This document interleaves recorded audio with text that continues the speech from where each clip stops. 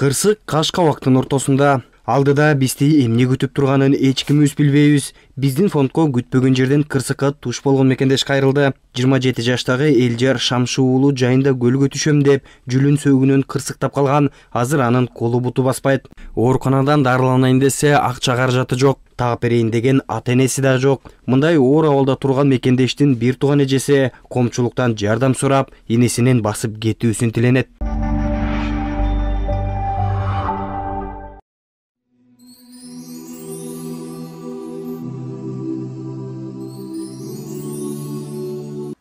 Саламатсыздарбы элим, ошо элим ошо жайында кырсыктады эле 17-июнда 2024-жыл көлгө түшөм деп кырсыктап жүлүнөн ажырап атат. Ошо элимен кайрымдыкту сурайт элем. Ошо жардам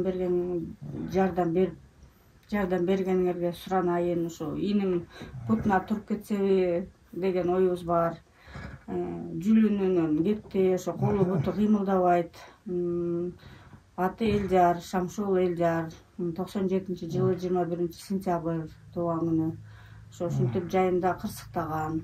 Ошо суранарым, ошо инибизге, эне атабыз каза болуп калган кичүүбүз. Ошо инимге жардам берсеңер, эл журтум силерге кайрыларым. Жардам берип коюңузду суранайын. Кимиңер канча неметсеңер деле суранайын. Аллахыма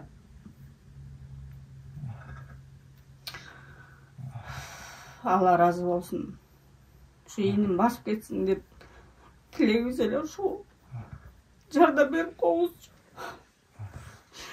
Элим журтум иниме жардам берип коюңузчу, бутуна турсун. Суранайын.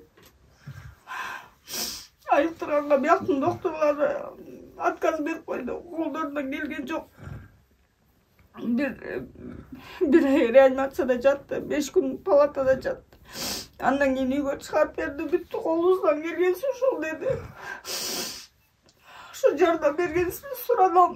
Элим журтум жардам берип коюңузчу, ошо иниме ичип эле жаш ушундай үйлөнтө эле дедик элек.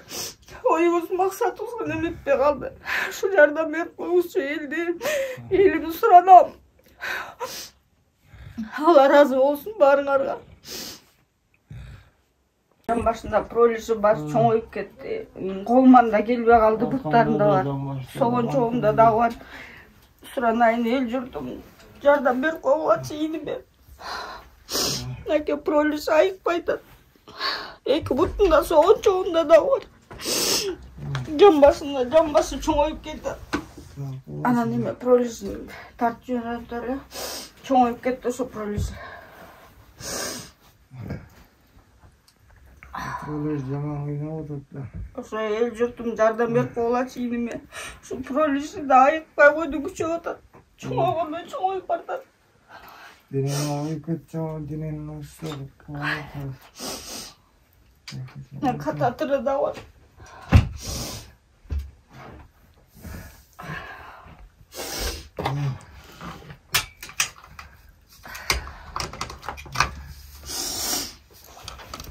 Кататыр менен да жатат. Кататыры да оорутат. Айласы кетти, кыйналды. Азыр да кыйнап атат. Какыры да чыгып кетти, ошо какырынан да кыйнап атат.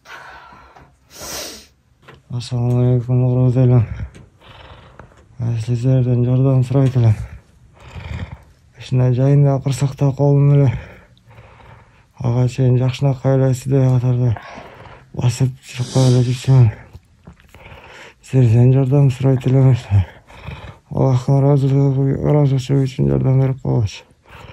Акта колу бутум иштебей, жүлүнөн кетип жата берип аябай кыйналып кеттим. Буту колума турганыма жардам берип койгулачы. Салам силерге.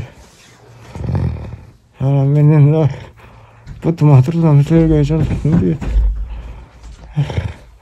Рахмат кылып элем.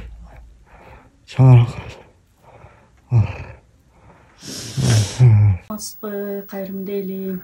Аман эсен жакшы турасыздарбы? Ошо биздин сиздерге кайрылган себебибиз ушу элдиярыбыз ушу жайында 17 июлда көлгө түшөм деп ошо көлдөн кырсык болуп атат. Ушу 24-жылы ушу жайда. Анан аяктан ушу кырсыкка учурап, ушу больницага алып келип, балдар алып келип больницага жатты. Аяктан ушундай травманы айтты да. Ушундай травманы айтканда бул балабыздын моюндагы немеси сынып кетиптир. Сынып кетип, анан ушул жеринен жүлүнүнө доо кетиптир да. Анан врачтар, Бишкектен врачтар, нейрохирургтар келип операция жасаган. Операциясы удачный эле болгон. Андан бери ушу 4 ай болду. 4 айдан бери отурабы десек отура албай атат. Ушу сиздерге кайрылган себеби ушу каражатыбыз да ушу жетпей атат. Болгон аракетибизди жасадык. Азыр ушу сиздерге кайрылып отурабыз. Ушу тайкесинин үйүндө турат азыр. Үй жайда жок. Ата-энеси да каза болуп калган. Сиздерден кайрымдуулук сурап жатабыз ушу.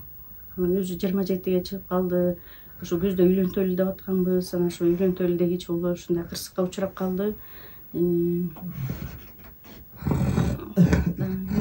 Ошондон кыйналып аткан учуру сиздерден жардам сурап ушу бир аз болсо дагы сиздерден жардам күтүп аткан учурубуз болчу.